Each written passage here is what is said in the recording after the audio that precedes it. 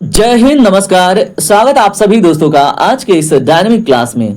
दोस्तों, आज के क्लास में हम 100 महत्वपूर्ण प्रश्नों को देखेंगे और इन्हीं 100 महत्वपूर्ण प्रश्नों से आपके एग्जाम में बहुत सारे प्रश्न डायरेक्टली देखने को मिलेंगे। आज के क्लास से आपको बहुत ज़्यादा बेनिफिट होगा और आज के क्लास को लास्ट तक आप जरूर देखिएगा। आज के क्लास के बाद दोस्तों इसी चैनल पे बहुत सारे मैराथन आने वाले हैं, उनके पीडीएफ भी आपको मिलेंगे। तो चलिए आज के क्लास को शुरू करते हैं। दोस्तों, आज तक आपने जितने टेस्ट देखे, ठीक है, वो सब एक तरह से आपका बेस स्ट्रांग करने के लिए था। अब जो क्वेश्चंस आपके लिए आएंगे उनका जो लेवल होगा वो थोड़ा सा अच्छा होगा, ठीक है। बहुत टफ नहीं कहेंगे लेकिन थोड़ा अच्छा होगा। नए क्वेश्चंस आपको मिलेंगे। अब देखिए, आपके सामने पहला प्रश्न है। चोल काल के दौरान तनियूर शब्द का अर्थ क्या था, ऐसा आपके एग्जाम में प्रश्न पूछेगा। तो दोस्तों, इसका जो राइट आंसर है वो है आपका ऑप्शन सी। अगर हम चोल काल के दौरान की बात करें तो जो तनियूर शब्द था, ठीक है, इसका प्रयोग बड़े शहरों में स्वायत्त राजस्व इकाइयों के लिए प्रयोग किया जाता था, ठीक है। तो ऐसा क्वेश्चन आपके एग्जाम में बने तो आप जरूर देख लेंगे, ठीक है। अगला प्रश्न देखिए क्या है। बकास्त बकास्त भूमि आंदोलन का संबंध किस प्रांत से था? तो दोस्तों बताएं। इसका जो राइट आंसर है वो है ऑप्शन बी, बिहार से था। तो ये भी प्रश्न आपके एग्जाम में बना है और बन सकता है, तो याद रखिएगा। अगला प्रश्न देखिए क्या है। इल्तुतमिश द्वारा स्थापित तुर्कान ए चहलगानी, एक्चुअली कभी कभी आपको चिहलगामी भी देखने को मिलता है, ठीक है। तो तुर्कान ए चिहलगानी के वास्तविक विनाशक का श्रेय किसे दिया जाता है? तो बताएं। दोस्तों, इसमें जो राइट आंसर है आपका ऑप्शन सी है, बलबन को, ठीक है। तो जो चहलगानी पद्धति थी उसको समाप्त किया था बलबन ने। अगला प्रश्न देखें। 1924 के वायकोम सत्याग्रह, इसका मुख्य उद्देश्य क्या था? तो दोस्तों, सबसे इंपॉर्टेंट बात ये भी याद रखना है कि 1924 में ये आंदोलन हुआ था, ठीक है। तो राइट आंसर है आपका ऑप्शन बी। वायकोम सत्याग्रह का मुख्य उद्देश्य मंदिरों में प्रवेश का अधिकार से संबंधित था, ठीक है। तो याद रखिएगा, आपसे एग्जाम में प्रश्न बने तो भूलना नहीं है। अगला प्रश्न देखें, आपके सामने है। भारतीय संविधान के किस अनुच्छेद के तहत अल्पसंख्यकों को शिक्षण संस्थान स्थापित करने का अधिकार है? इसका जो राइट आंसर है वो है आपका ऑप्शन सी, अनुच्छेद 30, ठीक है। तो इस बारे में प्रावधान करता है। अगला प्रश्न देखिए क्या है। जो मैकाले घोषणा पत्र था 1835 का, उसका प्राथमिक लक्ष्य क्या था? तो ऐसे प्रश्न आपके एग्जाम में बनते हैं, तो आपको दोस्तों याद रखना है ऑप्शन बी आपका करेक्ट है, पाश्चात्य शिक्षा का प्रसार करना। तो अगर ऐसा प्रश्न बने मैकाले घोषणा पत्र से संबंधित तो याद रखेंगे। चलिए बात करते हैं अगले प्रश्न पे। अगला प्रश्न है। भारत के संविधान की 9वीं अनुसूची किस संशोधन द्वारा जोड़ी गई थी? Very very important question. तो दोस्तों, इसका जो राइट आंसर है ऑप्शन ए है। प्रथम संविधान संशोधन 1951 में जोड़ी गई थी और कई बार ये प्रश्न आपके एग्जाम में पूछा हुआ है, तो याद रखिएगा। अगला प्रश्न। शून्यवाद के दर्शन का प्रतिपादन किसने किया था? तो दोस्तों बताएं किसने किया था। क्वेश्चन नंबर 8 का राइट आंसर है ऑप्शन सी, नागार्जुन ने किया था, ठीक है। तो याद रखिएगा। अगला प्रश्न। जो तथ्य अन्वेषण है, फैक्ट फाइंडिंग के लिए हंटर समिति का गठन किस घटना के बाद हुआ था? तो दोस्तों राइट आंसर है ऑप्शन बी, जलियांवाला बाग हत्याकांड, जो 13 अप्रैल 1919 को घटित हुआ था, ठीक है।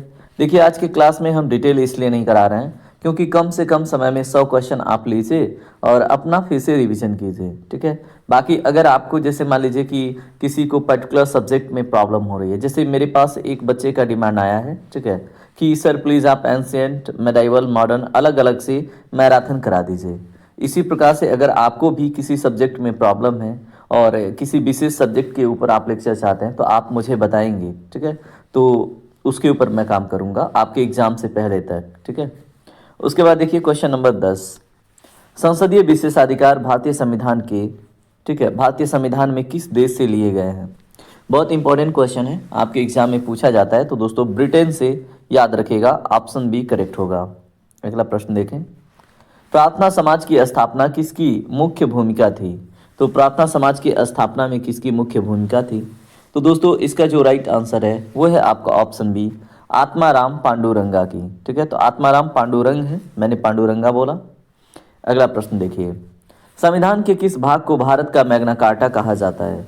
तो दोस्तों इसका जो राइट आंसर है वो है ऑप्शन बी, भाग 3, जिसमें आपकी फंडामेंटल राइट्स देखने को मिलते हैं। अगला प्रश्न, विजयनगर साम्राज्य में अमरम शब्द का तात्पर्य क्या था?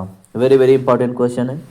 राइट आंसर है दोस्तों ऑप्शन सी, विजयनगर साम्राज्य में जो अमरम शब्द का अर्थ था सैनिकों को दी गई भूमि, जैसे अनुदान के रूप में जो भूमि दी जाती थी उसको अमरम कहते थे। अगला प्रश्न देखें क्या है। भारतीय संविधान की प्रस्तावना में न्याय शब्द किन रूपों में शामिल है? तो दोस्तों राइट आंसर है ऑप्शन ए, सामाजिक, आर्थिक और राजनैतिक न्याय के रूप में आप देखते हैं। अगला प्रश्न, जो कुचिपुड़ी नृत्य शैली है इसका मूल उद्भव किस राज्य में हुआ? मूल उद्भव की बात हो रही है तो दोस्तों ऑप्शन सी करेक्ट है, आंध्र प्रदेश। ठीक है, तो ये तो कई बार मैं बता चुका हूँ आपको। क्वेश्चन नंबर 16 है, कोपेन के वर्गीकरण के अनुसार AW प्रकार की जलवायु भारत में कहाँ पाई जाती है? तो दोस्तों बताएं, अगर आपने पढ़ा है तो बहुत अच्छी बात है। इसमें राइट आंसर है ऑप्शन बी, प्रायद्वीपीय पठार के अधिकांश भाग में जो जलवायु का प्रकार है वो AW के प्रकार का है। ठीक है, तो यहाँ पे देखिए जैसे भारत में जितने भी जलवायु क्षेत्र हैं उनको एक विशेष लेटर के साथ कोपेन ने डिनोट करवाया था। ठीक है, और इसको मैं क्लाइमेट वाले पार्ट में करा चुका हूँ, आप जाएंगे ज्योग्राफी के प्लेलिस्ट में तो मिलेगा, लेकिन फिलहाल आप टेस्ट देखिए। ठीक है, यहाँ पे देखिए अगला क्वेश्चन, माजुली द्वीप जो दुनिया का सबसे बड़ा नदी द्वीप है किस नदी पर स्थित है? Very very important question. तो दोस्तों राइट आंसर है ऑप्शन बी, ब्रह्मपुत्र नदी पे। ठीक है, और किस प्रदेश में पूछे तो ये आपको देखने को मिलता है कहाँ पे? असम में। चलिए बात करते हैं अगले प्रश्न पे। अगला प्रश्न है आपका, पारिस्थितिकी तंत्र में 10% नियम किसके द्वारा दिया गया था? तो दोस्तों जो ऊर्जा का ट्रांसफर होता है 10% का, ये नियम किसने दिया था? राइट आंसर इसमें क्या है बताएं। क्वेश्चन नंबर 18 का राइट आंसर मैंने कई बार बताया है, लिनमैन ने। ठीक है, तो याद रखेंगे रेमंड लिनमैन का थियरी है जिसमें 10% एनर्जी ट्रांसफर होती है, बाकी 90% उसको पचाने में खर्च हो जाती है, जैसे कोई भी भोजन आप करते हैं तो। जनगणना 2011 के अनुसार भारत का सबसे कम जनसंख्या घनत्व वाला राज्य कौन सा है? तो यहाँ पे देखिए जनसंख्या घनत्व कम की बात हो रही है, जनसंख्या की बात नहीं है, तो अरुणाचल प्रदेश करेक्ट होगा। लेकिन अगर सबसे कम जनसंख्या पूछ लेगा तो सिक्किम आप आंसर कीजिएगा। ठीक है, कंफ्यूजन नहीं रखना है। अगला प्रश्न, अमृत मिशन का प्राथमिक उद्देश्य क्या है बताएं। क्वेश्चन नंबर 20 का राइट आंसर है दोस्तों ऑप्शन बी, शहरी कायाकल्प और जल आपूर्ति इसका लक्ष्य है। अगला प्रश्न क्या है, सोरघम किस प्रकार की फसल का उदाहरण है? Very very important question. तो ये आपसे प्रश्न बनेगा तो आपको करना भी होगा। तो दोस्तों ये खरीफ फसल का उदाहरण है सोरघम। ठीक है, अगला प्रश्न देखें, भारत में ब्लैक कॉटन मिट्टी का निर्माण किसके विखंडन से हुआ है? ये तो थोड़ा सा डेप्थ में जाके आप पढ़ते हैं तो राइट आंसर ऑप्शन बी मिलता है, वैसाल्टिक लावा चट्टान के विखंडन से ब्लैक कॉटन मिट्टी का निर्माण हुआ है, इसको रेगुर मिट्टी भी कहते हैं। ठीक है, क्योटो प्रोटोकॉल मुख्य रूप से किससे संबंधित है? दोस्तों राइट आंसर है option B, greenhouse gas के उत्सर्जन को कम करना। कभी कभी जलवायु परिवर्तन को मतलब ज़्यादा दुष्प्रभावित करने वाले कारकों को रोकना भी देखने को मिलेगा, या जलवायु परिवर्तन भी देखने को मिलेगा। ठीक है, कौन सा पर्वत ग्रेट एस्केपमेंट के नाम से भी जाना जाता है? तो दोस्तों ग्रेट एस्केपमेंट के नाम से किसे जानते हैं? क्वेश्चन नंबर 24 का राइट आंसर क्या होगा? तो ऑप्शन बी, पश्चिमी घाट को दोस्तों। ठीक है, इसको ग्रेट एस्केपमेंट के रूप में भी जानते हैं। अगला प्रश्न देखें, डेमोग्राफिक डिविडेंड का अर्थ क्या है? ऐसा आपके एग्जाम में प्रश्न बनेगा तो अभी आप जान लीजिए। दोस्तों इसका राइट आंसर है ऑप्शन बी, कार्यशील आयु वर्ग के लोगों को हम डेमोग्राफिक डिविडेंड कहते हैं, जिसमें 15 से 64 वर्ष के लोगों को सम्मिलित किया जाता है। तो दोस्तों देखिए अभी तक अगर आपने वीडियो को लाइक नहीं किया है और आप नए हैं, चैनल को सब्सक्राइब नहीं किया है तो कर लीजिए, आपके एग्जाम तक कर लीजिए, बाद में आप अनसब्सक्राइब कर देना, कोई दिक्कत नहीं है। ठीक है, लेकिन अपने सफलता तक आप सब्सक्राइब करके रखिए। चलिए बात करते हैं अगले प्रश्न पे। बुलबुल और फानी ये क्या थे? वेरी वेरी इंपॉर्टेंट, और ये करंट और स्टैटिक को जोड़ के प्रश्न है, बताइए क्या थे? तो दोस्तों राइट आंसर है इसमें आपका ऑप्शन ए, ये चक्रवाती तूफान थे। ठीक है, क्वेश्चन नंबर 27 देखिए क्या है, भारत का एकमात्र सक्रिय ज्वालामुखी जो बैरन द्वीप है ये कहाँ पर स्थित है? तो दोस्तों कहाँ पे स्थित है बताएं आप। ऐसा मान लीजिए मुझे नहीं पता है, ठीक है, तो आपने बताया, थैंक यू। ये अंडमान द्वीप समूह में स्थित है और उसके लेफ्ट साइड में, अगर हम उस साइड से देखेंगे तब लेफ्ट होगा, लेकिन हम सामने से मैप देखेंगे तो राइट साइड देखेंगे, ठीक है। तो अंडमान की राइट साइड में आपको देखने को मिलता है, यानी कि पूर्वी हिस्से में। चलिए कोई बात नहीं, अगला प्रश्न देखते हैं। सतत विकास लक्ष्य को किस वर्ष तक प्राप्त करने का लक्ष्य रखा गया है? सतत विकास लक्ष्य में 17 गोल रखे गए हैं, ठीक है। उन 17 गोलों को अचीव करने का टारगेट है, कब तक का है ऐसा प्रश्न है। तो दोस्तों याद रखेंगे 2030 तक। और देखिए मैंने जब टेस्ट करवाया ना तो उसके डिटेल वाले सेक्शन में मैंने आपको समझा रखी है ये चीज़ें। केबुल लामजाओ तैरता हुआ राष्ट्रीय उद्यान किस झील में है? तो बताएं किस झील में है। दोस्तों मैं कई बार बताया हूँ, लोकटक झील में, ठीक है। और यह एकमात्र तैरता हुआ क्या है, नेशनल पार्क है। अगला प्रश्न, जनगणना 2011 के अनुसार किस केंद्र शासित प्रदेश का लिंगानुपात सबसे कम है? तो ये तो बहुत डिफिकल्ट क्वेश्चन लग रहा होगा आपको, क्योंकि इस पे ध्यान गया नहीं। तो दोस्तों ऑप्शन सी है, दमन और दीव का, ठीक है। तो याद रखेंगे तो एग्जाम में प्रश्न बन जाएगा। क्वेश्चन नंबर 31 देखिए क्या है। फिएट मनी, इसको हम फियाट मनी भी कहते हैं, इसका क्या तात्पर्य है? अगर ऐसा क्वेश्चन बने और अगर आपने मनी का टाइप्स नहीं पढ़ा है तो आपके लिए दिक्कत हो जाएगी। तो दोस्तों क्वेश्चन नंबर 31 का राइट आंसर है ऑप्शन बी, मुद्रा जिसका अपना कोई आंतरिक मूल्य नहीं होता, सरकारी आदेश पर चलती हैं। तो जैसे जो हम नोट यूज़ करते हैं ना, जो 10 रुपये 20 रुपये के नोट हम प्रयोग करते हैं, ये फियाट मनी का उदाहरण है, ठीक है। तो याद रखेंगे, अब रटने की आवश्यकता नहीं होगी। अगला प्रश्न देखिए, गिफेन वस्तुएं अर्थशास्त्र में किससे संदर्भित करती हैं? तो दोस्तों इसके पहले वाले टेस्ट में मैंने ये चीज़ डिटेल में समझाई थी, ठीक है। तो जो रेगुलर स्टूडेंट हैं उनके लिए आसान क्वेश्चन है। वे वस्तुएं जिनकी कीमतें, ठीक है, बढ़ने पर भी मांग बढ़ जाती है। और मैंने वहाँ पे समझाया था, जैसे मान लीजिए अगर कोई व्यक्ति पनीर खरीद के लाता है 340 रुपये किलो, राइट, और अगर वहीं पे वो मान लीजिए कि 1 केजी आटा खरीद के लाता है 200 रुपये केजी में, ठीक है, एक मतलब समझाने के लिए है। और कल को पता चला कि आटे की कीमत 250 हो गई, तो वो इंसान पनीर के जगह पे आटे को अधिक से अधिक खरीदने का प्रयास करेगा, ठीक है। तो अब आटा यहाँ पे क्या हो गया, गिफिन गुड्स हो गया, ठीक है। तो वे वस्तुएं जिनकी कीमत बढ़ने पर भी मांग बढ़ जाती है, ठीक है। तो एक व्यवहारिक एग्जाम्पल में मैंने समझाया है। अगला प्रश्न देखिए, विमुद्रीकरण 2016 का मुख्य उद्देश्य क्या था? Very very important question. तो दोस्तों क्वेश्चन नंबर 33 का राइट आंसर क्या होगा? ऑप्शन बी, काला धन और जाली मुद्रा को समाप्त करना। अगला प्रश्न देखें, लॉरेंज कर्व का संबंध किससे है, या फिर लॉरेंज वक्र जो है ये क्या मापता है? दोस्तों इसके पहले मैंने डिटेल वाले सेशन में इसको बता रखा है, अगर आपने डिटेल सेशन नहीं देखा है तो देखिएगा। आय की असमानता, ठीक है। तो मैंने 1.5 घंटे में 1,000 क्वेश्चन कराए हैं, प्लेलिस्ट में आपको तो मिल ही जाएगा, देख लीजिएगा। जीएसटी यानी कि गुड्स एंड सर्विस टैक्स जो काउंसिल है, परिषद है, उसका अध्यक्ष कौन होता है? क्वेश्चन नंबर 35 का राइट आंसर क्या होगा? ऑप्शन बी, केंद्रीय वित्त मंत्री होते हैं, ठीक है। और जब मॉनेटरी पॉलिसी काउंसिल की बात होगी, ठीक है, या फिर कमेटी की, तो वो आरबीआई के गवर्नर हो जाएंगे। हरित क्रांति के दूसरे चरण में किन फसलों पर ध्यान केंद्रित किया गया? Very very important. तो बताएं किस पे किया गया? दोस्तों इसमें जो राइट आंसर है आपका ऑप्शन बी है, चावल और किसके ऊपर बताएं? दलहन के ऊपर, ठीक है। तो दूसरे चरण की बात हो रही है, पहले चरण में आपने देखा था हाईब्रिड वैरायटी के गेहूं के ऊपर फोकस किया गया था, ठीक है। और ये सारी चीज़ें जो मेरे रेगुलर स्टूडेंट हैं, रेगुलर भाई बहन हैं, उनको पता है, ठीक है, क्योंकि मैं सब कुछ बता के चलता हूँ। लेकिन अब क्या है कि मैं शॉर्टली क्वेश्चन करा रहा हूँ, राइट। भारत में प्रथम कृषि जनगणना किस वर्ष की गई थी? बताएं। क्वेश्चन नंबर 37 का राइट आंसर क्या होगा? इसका दोस्तों राइट आंसर है ऑप्शन बी, 1970 से 71 के बीच में भारत में प्रथम कृषि जनगणना कराई गई थी, ठीक है।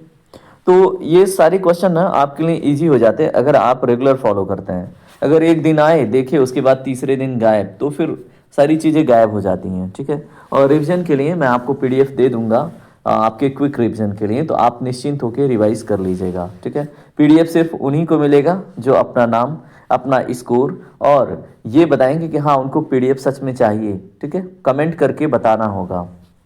उसके बाद देखिए एंजल टैक्स का संबंध किससे है, बताएं। क्वेश्चन नंबर 38 का राइट आंसर है ऑप्शन बी, स्टार्टअप में निवेश से संबंधित है, ठीक है। अगला प्रश्न देखिए, न्यूनतम समर्थन मूल्य की सिफारिश कौन करता है? तो दोस्तों क्वेश्चन नंबर 39 का राइट आंसर है ऑप्शन बी, कृषि लागत और मूल्य आयोग इसकी सिफारिश करता है, ठीक है। तो याद रखेंगे, इंपॉर्टेंट क्वेश्चन बन जाएगा। अगला प्रश्न, चालू खाता घाटा क्या होता है, बताइए। करेंट अकाउंट डेफिसिट किसे कहते हैं?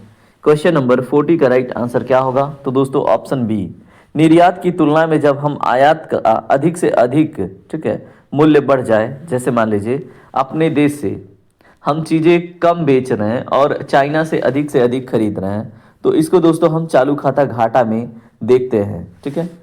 और इस चीज़ को हम देखेंगे तो हमारे बैलेंस ऑफ पेमेंट के ऊपर निगेटिव इम्पैक्ट पड़ता है। अगला प्रश्न, भारत में नीली क्रांति ब्लू रिवॉल्यूशन का जनक किसे माना जाता है? बहुत ही महत्वपूर्ण प्रश्न है।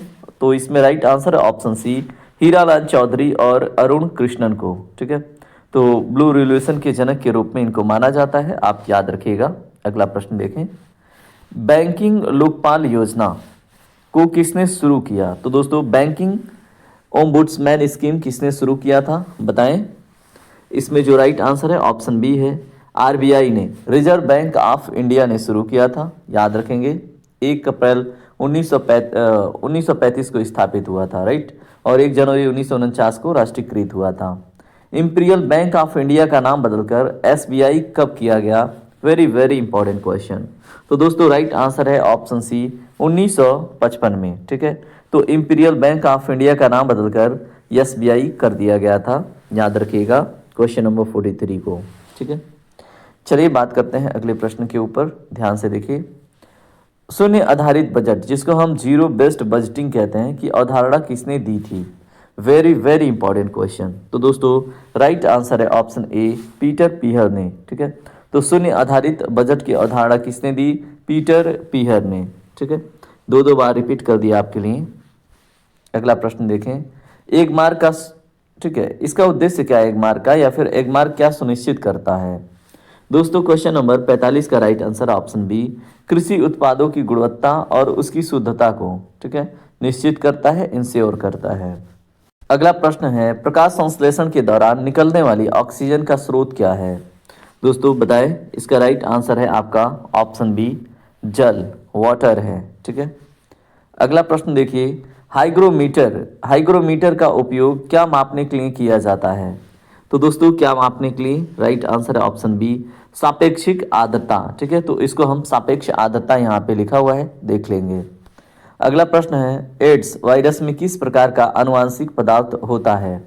Very very important. अब देखिए आपने एड्स का फुल फॉर्म देखा होगा, एचआईवी का फुल फॉर्म देखा होगा, इसकी अगर बात करें थेरेपी को आप जानते होंगे, लेकिन बताइए इसमें एड्स वायरस में किस प्रकार का आनुवांशिक पदार्थ होता है? तो दोस्तों राइट आंसर है option B, single standard RNA, ठीक है। तो अगर आप नहीं जानते थे तो जान लीजिए, रट लीजिए, ठीक है। और ये सभी प्रश्न आपके हर एक स्तर के एग्जाम के लिए सहायक हैं। एस्पिरिन रासायनिक रूप से क्या है, बताएं। एस्पिरिन रासायनिक रूप से क्या है? तो दोस्तों क्या है?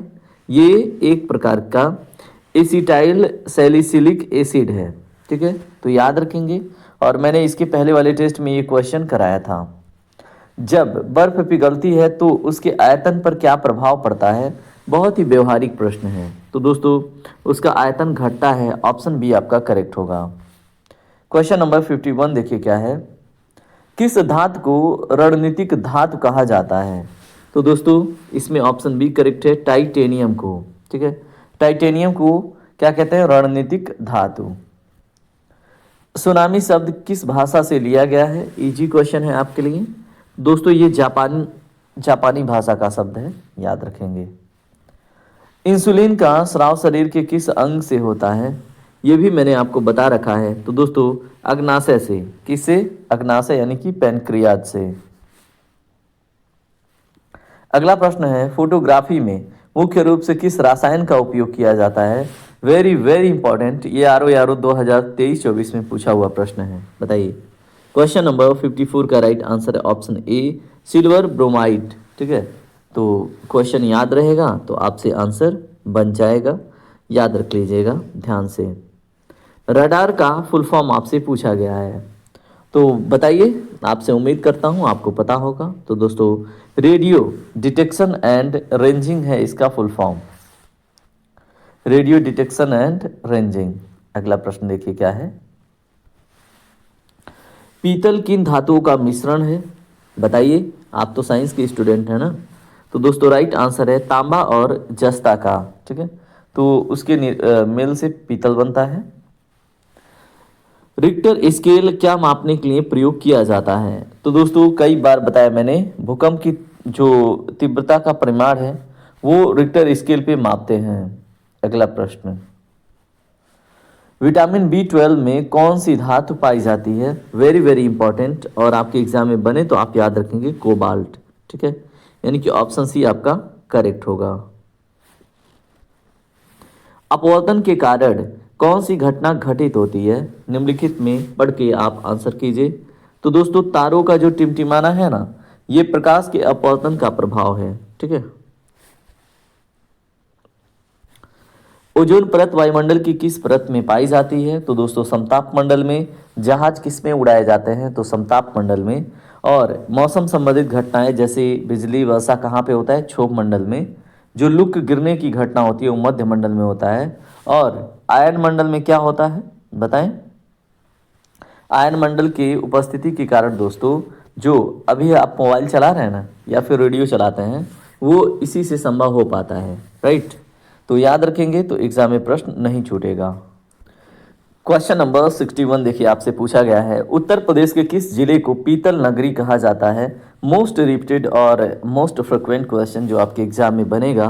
तो दोस्तों राइट आंसर है मुरादाबाद। अलीगढ़ को ताला नगरी कहते हैं, ताला यहाँ पे बनता है। फिरोजाबाद को हम श्रृंगार नगरी या फिर सुहाग नगरी कहते हैं, क्योंकि यहाँ पे क्या बनता है? यहाँ पे शीशे का कारोबार, चूड़ियों वगैरह का कारोबार होता है। ठीक है, बाकी मिर्जापुर किस लिए प्रसिद्ध है आप मुझे कमेंट करके बताएंगे।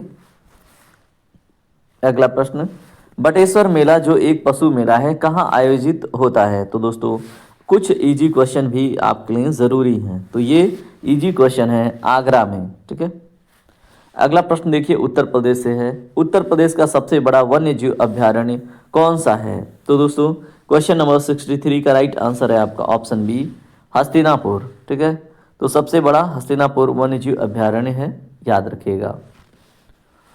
उत्तर प्रदेश पुलिस का जो मुख्यालय है ये कहाँ पर वर्तमान में स्थित है? बताइए, इसका right answer option A, Lucknow में। ठीक है, अगला प्रश्न है आपका, कन्या सुमंगला योजना का मुख्य उद्देश्य क्या है? कई बार रिपीट हुआ है ये क्वेश्चन। ठीक है, और अब तो आपकी जुबान पे रट जाना चाहिए। राइट आंसर है ऑप्शन बी, बेटियों के जन्म और शिक्षा के लिए वित्तीय सहायता से संबंधित है। अगला प्रश्न क्या है, यूपी की एक जनपद एक उत्पाद योजना के तहत जो चिकनकारी है ये कहाँ का उत्पाद है? Very very important question. तो दोस्तों ये कहाँ का है? तो ऑप्शन बी, लखनऊ का है, याद रखिएगा। आइए बात करते हैं अगले प्रश्न पे। अगला प्रश्न पढ़िए, उत्तर प्रदेश में राजस्व परिषद की स्थापना कब और कहाँ हुई थी? बताइए, बोर्ड ऑफ रेवेन्यू की स्थापना कब और कहाँ पे हुई थी? तो दोस्तों ये हुई थी 1831 में प्रयागराज में। ठीक है, और ये आपके हर एक टेस्ट में यहाँ से क्वेश्चन देखने को मिल जाता है। अगला प्रश्न, दुधवा राष्ट्रीय उद्यान उत्तर प्रदेश के किस जिले में स्थित है? बताइए, इसका जो राइट आंसर है ये होगा आपका लखीमपुर खीरी में। अगला प्रश्न देखिए क्या है, सैयद सालार मेला कहाँ पर आयोजित होता है? बताएं, क्वेश्चन नंबर 69 का राइट आंसर है दोस्तों आपका ऑप्शन नंबर ए, बहराइच में।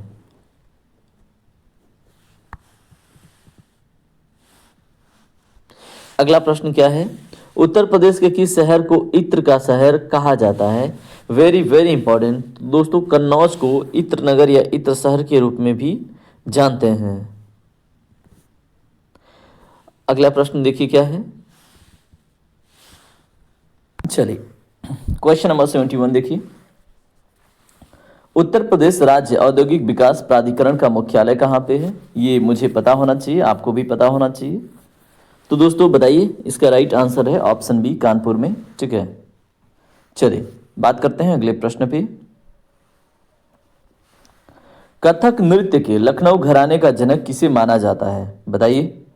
और ये मैं बता चुका हूँ अपने बाकी टेस्टों में। ठीक है, तो आपसे उम्मीद करता हूँ अगर आप रेगुलर फॉलो कर रहे हैं तो आपको पता होगा।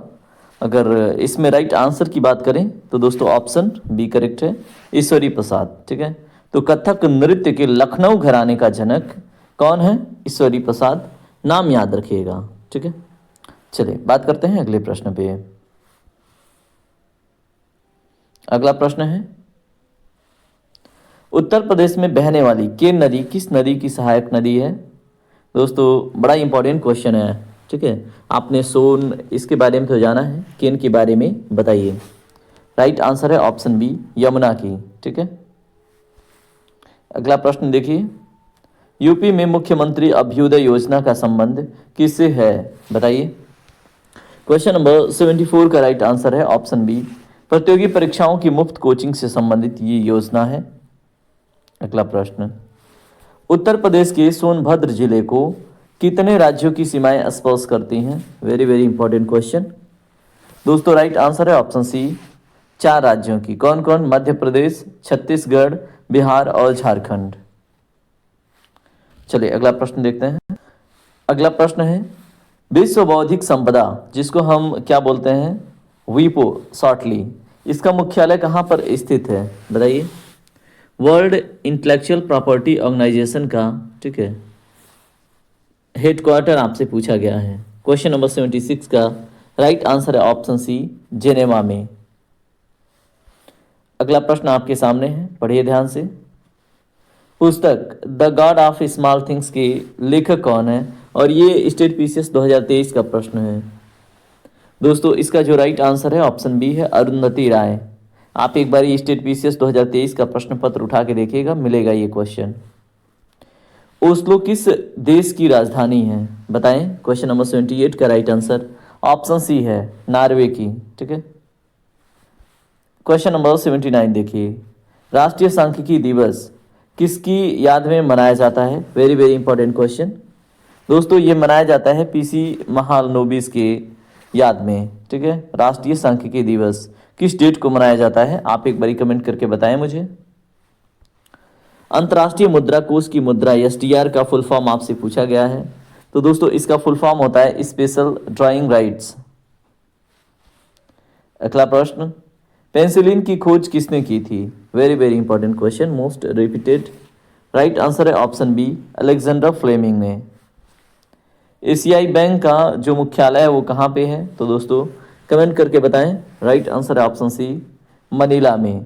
ठीक है, अगला प्रश्न, द वेल्थ ऑफ नेशंस पुस्तक के लेखक कौन है? Very very important question. तो दोस्तों ये है एडम स्मिथ का। ठीक है, तो याद रखेंगे, इनको इकोनॉमिक्स का फादर भी कहा जाता है। अगला प्रश्न, विश्व पर्यावरण दिवस कब मनाया जाता है? तो दोस्तों किस डेट को? बहुत इजी क्वेश्चन हो गया आपके लिए, 5 जून। ठीक है, तो देखिए जो रेगुलर फॉलो कर रहे हैं इनके लिए हलवा हो जाएगा ये क्वेश्चन। ठीक है, बाकी तो 22 अप्रैल, 16 सितंबर, 11 जुलाई क्या है आपको पहले से पता है, राइट, अगर आप रेगुलर फॉलो करते हैं। वियतनाम की मुद्रा क्या है? तो दोस्तों बताइए कमेंट करके, क्या है इसका राइट आंसर है ऑप्शन बी, डोंग। ठीक है,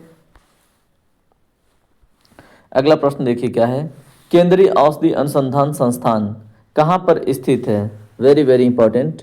तो दोस्तों राइट आंसर है इसका ऑप्शन बी, लखनऊ में। ठीक है, तो केंद्रीय औषधि अनुसंधान संस्थान आपको लखनऊ में देखने को मिल जाता है, याद रखिएगा। क्वेश्चन नंबर 87 देखिए क्या है, विश्व व्यापार संगठन की स्थापना किस वर्ष हुई थी? Very very important. तो दोस्तों 1995 में। कब? 1995 में। ठीक है, तो याद रखेंगे। और इसको पहले GATT के यानी गट के नाम से जानते थे। अगला प्रश्न है, दादा साहब फाल्के पुरस्कार किस क्षेत्र में दिया जाता है? तो दोस्तों ये तो मतलब आपको पता ही होगा, सिनेमा के क्षेत्र में दिया जाता है और हाल फिलहाल में मिथुन चक्रवर्ती जी को मिला था। इथियोपिया की राजधानी क्या है? बताएं। इसका right answer option B, Addis Ababa. ठीक है, तो याद रखिएगा, Addis Ababa is the right answer. Question number 90 क्या है? भारतीय अंतरिक्ष अनुसंधान जो संगठन है उसकी स्थापना किस वर्ष हुई थी? दोस्तों राइट आंसर ऑप्शन सी 1969 में। चलिए अब बात करते हैं करंट अफेयर की क्वेश्चंस के ऊपर। करंट अफेयर का पहला क्वेश्चन देखिए। करंट नहीं होता है एक्चुअली, करंट होता है, लेकिन अब जानते ही हैं हम लोग कहाँ से आते हैं, गाँव से, ठीक है। तो उधर इतना ज़्यादा ध्यान दिया नहीं गया, इसलिए इधर उधर हो जाता है। अमित शाह द्वारा हाल ही में उद्घाटित NIDMS का पूर्ण रूप क्या है? तो दोस्तों इसका पूर्ण रूप आपसे पूछा जाए एग्जाम में तो क्या आप जवाब दे पाएंगे? तो कहिए हाँ। ऑप्शन बी आपका करेक्ट है, national improvised explosive device data management system है, ठीक है। तो याद रखेंगे national improvised explosive device data management system. तो इसका हाल फिलहाल में किसने उद्घाटन किया है? अमित शाह जी ने। भारतीय रेलवे ने हाल ही में अपने आधिकारिक ड्रेस कोड से किस परिधान को बंद करने का निर्णय लिया है? तो दोस्तों राइट आंसर है ऑप्शन बी, ब्लैक कोट और बंद गला को, ठीक है। तो भारतीय रेलवे ने हाल ही में अपने आधिकारिक ड्रेस कोड से, मतलब ब्लैक कोट और बंद गला को, ठीक है, इस परिधान से मुक्ति पाने का निर्णय लिया है, बंद करने का निर्णय लिया है। डिजिटल क्रिएटर्स को बढ़ावा देने के लिए DD न्यूज़ द्वारा शुरू किए गए नए प्लेटफॉर्म का नाम क्या है? दोस्तों राइट आंसर है ऑप्शन बी, इसका नाम है क्रिएटर्स कॉर्नर। अगला प्रश्न देखिए, टाटा स्टील शतरंज 2026 रैपिड ओपन का खिताब किसने जीता है? तो दोस्तों टाटा स्टील शतरंज 2026 की बात है। राइट आंसर है आपका ऑप्शन बी, निहाल सरीन जी ने, ठीक है। अगला प्रश्न क्या है, पढ़िए। एक मिनट, ये तो हमने देख लिया ना, टाटा स्टील शतरंज 2026 महिला वर्ग का खिताब जीतने वाली खिलाड़ी कौन है? तो दोस्तों यहाँ महिला वर्ग के बारे में क्वेश्चन है, ये भी आपसे पूछा जा सकता है। तो राइट आंसर है इसमें ऑप्शन बी, कैटरीना लाग्नो, ठीक है। अगला प्रश्न है, महिला हॉकी इंडिया लीग 2 के फाइनल मैच का आयोजन किस शहर में किया गया? बताइए। तो दोस्तों महिला हॉकी इंडिया लीग 2 का अगर हम बात करें तो ये आपको देखने को मिलता है रांची जैसे शहर में, ठीक है। तो याद रखिएगा।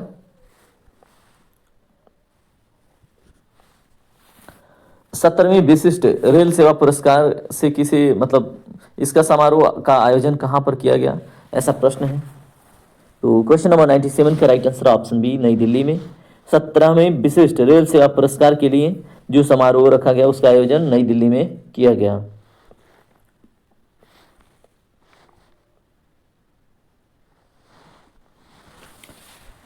उसके बाद अगला प्रश्न देखिए क्या है, आपसे पूछा गया है 58वीं सीनियर नेशनल खो खो प्रतियोगिता का आयोजन किस शहर में किया गया?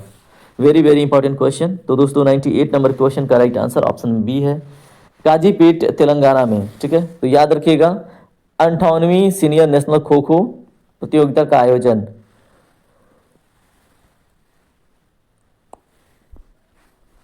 क्वेश्चन नंबर 99 देखिए क्या है, नई दिल्ली में स्थित अफगान दूतावास में तालिबान द्वारा नियुक्त पहले राजनयिक कौन है? ये कुछ ज़्यादा ही महत्वपूर्ण हो गया आपसे, तो ऑप्शन बी करेक्ट है, मुफ्ती नूर अहमद नूर, ठीक है। अगला और आज का लास्ट क्वेश्चन, विश्व आर्थिक मंच की 2026 की वार्षिक बैठक किस स्थान पर आयोजित की गई? Very very important. तो दोस्तों right answer option B, Davos Switzerland, ठीक है। तो विश्व आर्थिक मंच की 2026 की वार्षिक बैठक किस स्थान पर आयोजित की गई? तो दोस्तों ये है दावोस स्विट्जरलैंड में, ठीक है। और हमने इस तरह से 100 क्वेश्चन देख लिए, और बाकी फास्ट रिवीजन के लिए भी आपको PDF मिल जाएगा। आप जुड़ जाइएगा GS फोकस फैमिली से, और टेलीग्राम पे जाके GS फोकस का जो ग्रुप है उसको ज्वाइन कर लीजिएगा। चलिए मिलते हैं अगले क्लास में, तब तक के लिए अपनी पढ़ाई जोरों शोरों से कीजिए। जय हिंद, जय भारत, आपका दिन शुभ हो।